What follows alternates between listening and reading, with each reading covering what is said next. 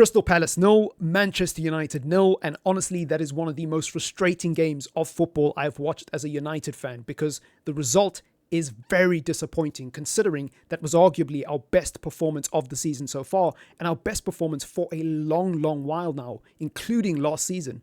Genuinely, one of the only games where Manchester United have controlled and bossed the game for 90% of the entire game. I think for 80 minutes of that game, we were the better team and definitely deserved to win, but unfortunately, we're just not able to take our chances.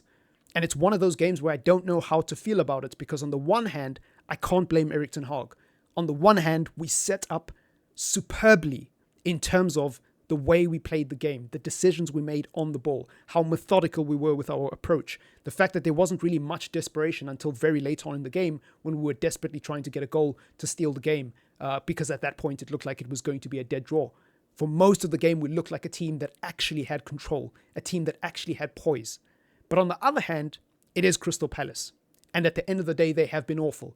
3 draws after tonight, two losses so far in the league, and just a terrible team to play in the Premier League. And if you can't score against Crystal Palace, despite dominating for most of the game, is that really something worth celebrating? Is that really something worth saying, you know what, there's a lot of positives? Or is that something worth being concerned by? I saw someone tweet just before the game ended, how do you dominate a game for 90 minutes against Crystal Palace and not score and think that everything is okay? And I thought, that's probably true. That is probably the right way of looking at it because, again, that's why I'm so emotionally confused about this game. It's a paradox to me because I don't know how to feel. And as a person who wants Erik ten Hag sacked, it would be easy for me to sit here and rant and moan about how we're not good enough. But at the end of the day, I can't blame this on Erik ten Hag. I have to blame this on the players. Bruno Fernandes was wasteful, especially in the second half. There was a period in the game where he lost the ball 3 or 4 times within 120 seconds.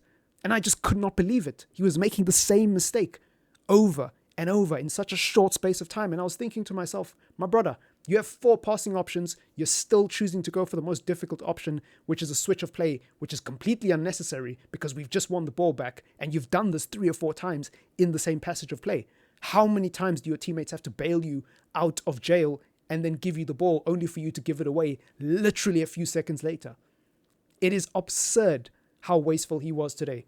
Garnacho, not really the best performance. I agree with him starting the game, but this is why Alejandro Garnacho isn't really, I'm not really a big fan of him because when he does start, when he does get opportunities to actually play, he has performances like today where it just isn't quite good enough.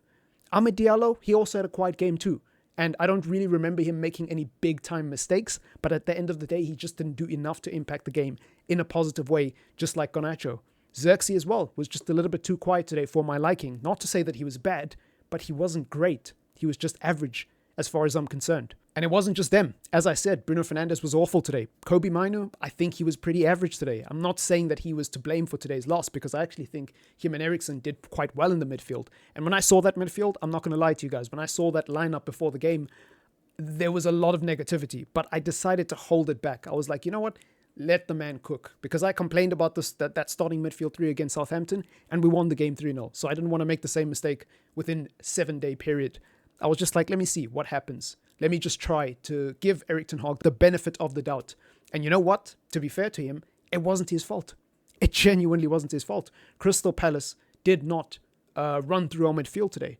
They had a few counter opportunities, yes. There was a few breaks where Eze could have scored, and Nketiah forcing a double save out of Andre Onana. But on the whole, on the main, I'm not too worried about that, actually, today. I am worried if we come up against a better team and play this midfield 3, definitely. But against a team that is as bad as Crystal Palace is, it worked. I don't know if that's a masterstroke of genius by Erik ten Hag or just an indicator of how bad Crystal Palace actually are. But either way, I'm not concerned because it's not going to change my opinion of Erik ten Hag anyways, and that's not my concern today. My concern today is just psychologically, there is something deeply wrong with some of these Manchester United players today. And it is awful. It is absolutely awful how we were not able to convert these chances. Scoring 7 goals against Burnley means nothing if you can't win games like today. It changes absolutely nothing. And I saw someone in a group chat that I'm in, I won't name names, actually using the game against Barnsley as an argument to give Erik ten Hag time.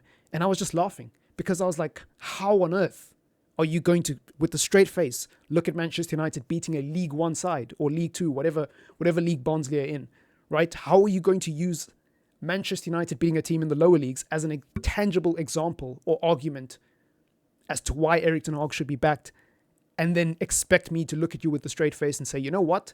That makes sense. It's ludicrous. It is absolutely ludicrous. But anyways, I don't want this video to be about Erik ten Hag.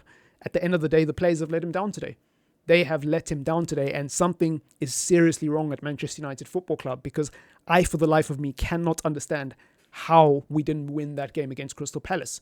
And I don't know where we go from here, because I believe our next few games will be Tottenham and Villa in the Premier League. I believe we've also got Porto in the Europa League as well. I'm not sure when our game against Fenerbahce is, but let me actually check that right now.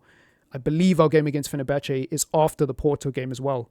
And don't we play Roma as well? Yeah, Manchester United play Tottenham, then we play Porto, I believe, which might be an away game. We play Villa, Brentford, we play Fenerbahce, then we play West Ham and Chelsea. That is a difficult run of games, both in the Europa League and the Premier League. And I just don't know if we'll be fine, because today was the perfect opportunity to capitalize on what has been a good week for Manchester United. Scored 3 goals against Southampton, scored 7 goals against Burnley, but can't score after dominating for 90 minutes against Crystal Palace, a team who, by the way, have not won a game so far this season.